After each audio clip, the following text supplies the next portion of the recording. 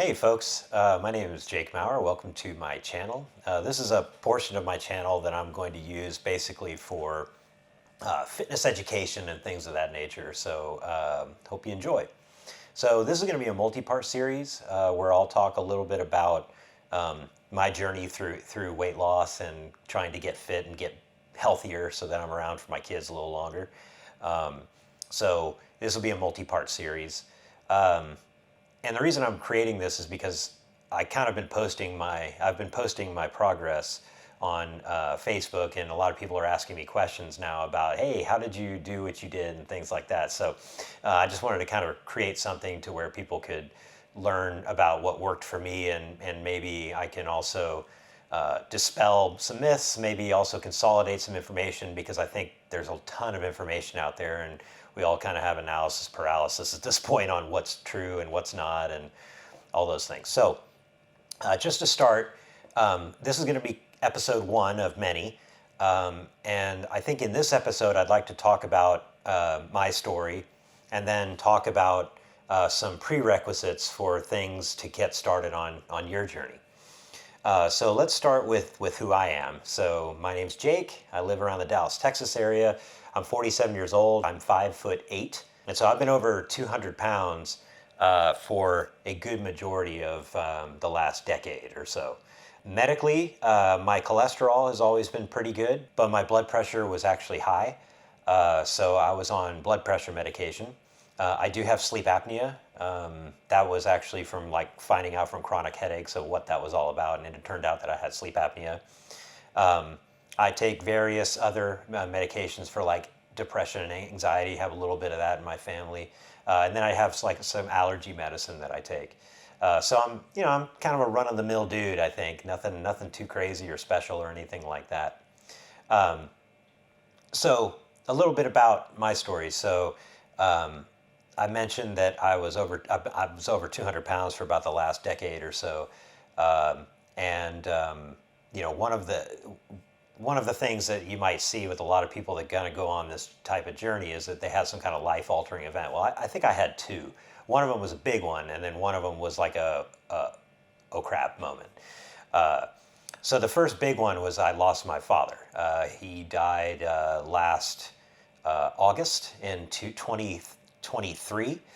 He was 81 years old. Long history of heart disease, hypertension, that kind of thing. A lot of skin cancer type stuff from just that was just like they didn't know back in the 50s and 60s that the sun was bad and getting burned was bad. So he fought that most of his life.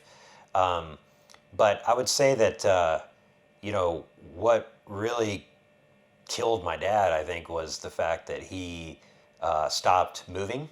He stopped kind of walking like he used to walk. He used to walk every day. I remember that, but he kind of stopped doing that. And, because of the skin cancer thing, he didn't want to be out in the sun, and that's understandable. I'd say the second thing was his diet was not great. He was eating out pretty much all the time. That was eventually all he liked.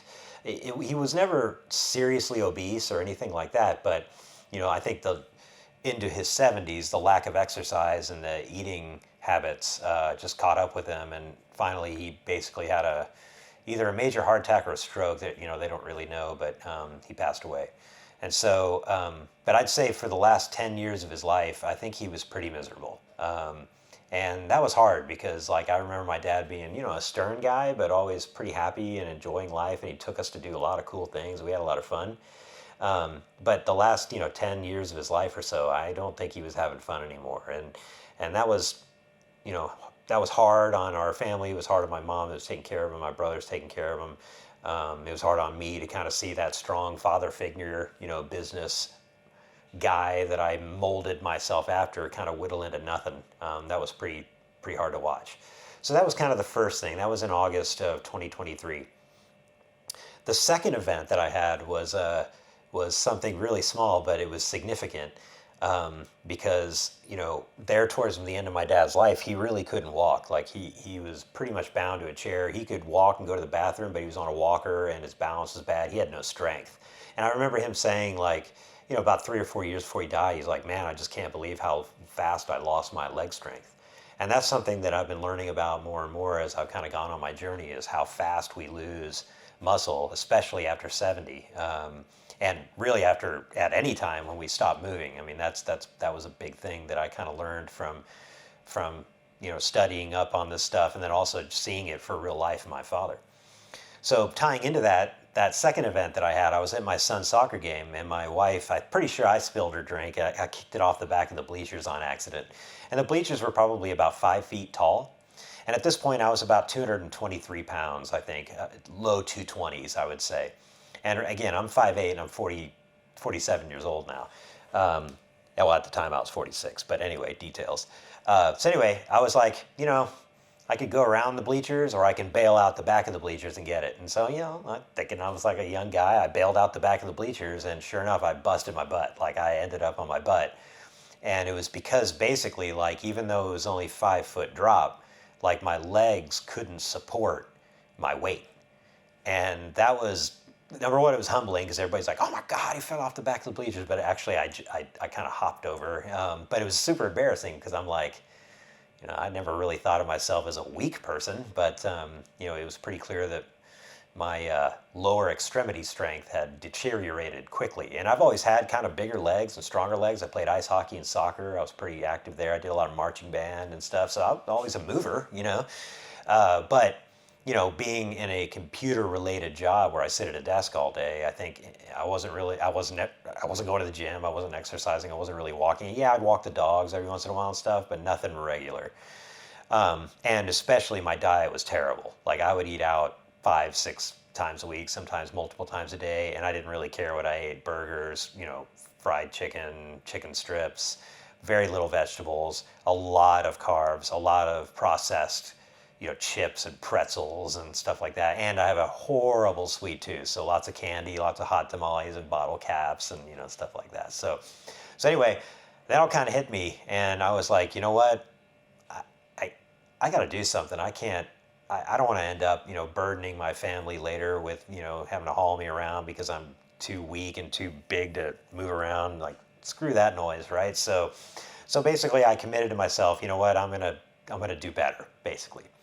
And something about me is that you should know is that when I go and set out to do something, I can't really do anything like pretty good. Like, I have to try to be the absolute best, go totally overboard on it. That's just in my programming, is to basically go all out on stuff and go to the extreme. So I definitely did that. I joined a gym. That was kind of my first step. But I started to really change the way I eat.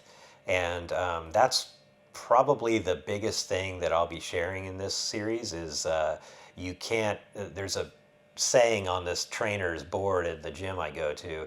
It says, you can't outwork a bad diet. And that is so true. In fact, a lot of people that reached out to me in my early stages of kind of weight loss, they were like, you can do most of it with diet, man. And I was like, oh, okay, but strength's a big part of it. So the goals that I set out, so I was 220 pounds, a little bit over that. I wanted to break 200 pounds by the end of the calendar year, and I was starting at the end of September. And so I felt like losing 25 pounds in, 3 months was probably something that I could achieve. And so that was my goal. And then my secondary goal was I wanted to keep as much muscle mass as I could. I like the look of a big, strong person. That's kind of the way I remember my dad. And that's, I was really into bodybuilding and stuff when I was in my young, late teens, early 20s. But I wasn't a big bodybuilder. I wasn't a big frame guy. I couldn't put on weight. That was one of the problems. I have no problem with that now. But I wanted to keep as much muscle mass as I could because I knew the older I got, obviously looking at what happened to my dad, I would lose that muscle. So it's going to be an uphill battle, and I better start now. So that was my two goals: under 200 pounds by the end of the year, and also keep as much muscle as I could, and even build some if I could.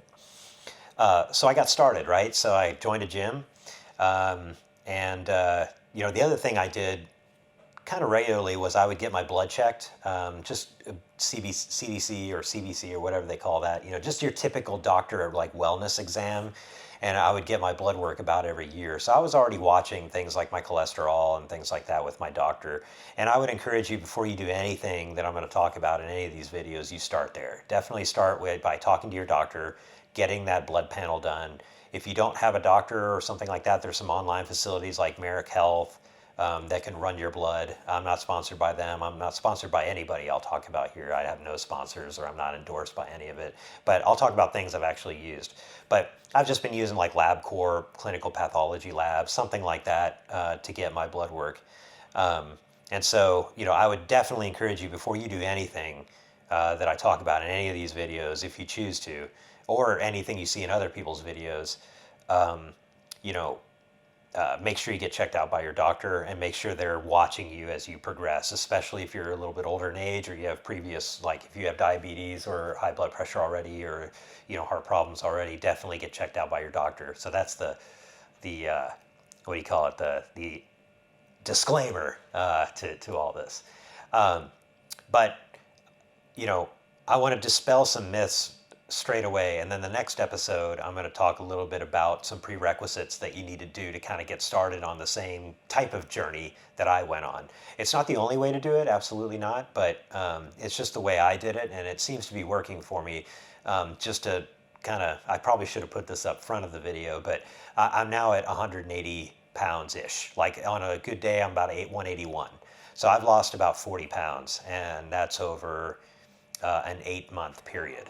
And so I think the big things I would share with you before we kind of wrap this one up is, one, you need to dedicate yourself to this and understand that this is not going to be something that you do in a fixed period of time. Like, oh, I'm going to go do this diet and then I'm going to be good. No, that's the problem with most diets, is that people only do them for a little while and then they stop and then they fall off and then they, regain the weight. I've done that 2 or 3 times over the past years. I tried keto, lost a bunch of weight, had no strength. I remember trying to, put together a playground for my kids. I couldn't even unpack the thing because I had no strength. I had no energy. I had a little strength, but I didn't have any energy to do it because I was so carb deprived.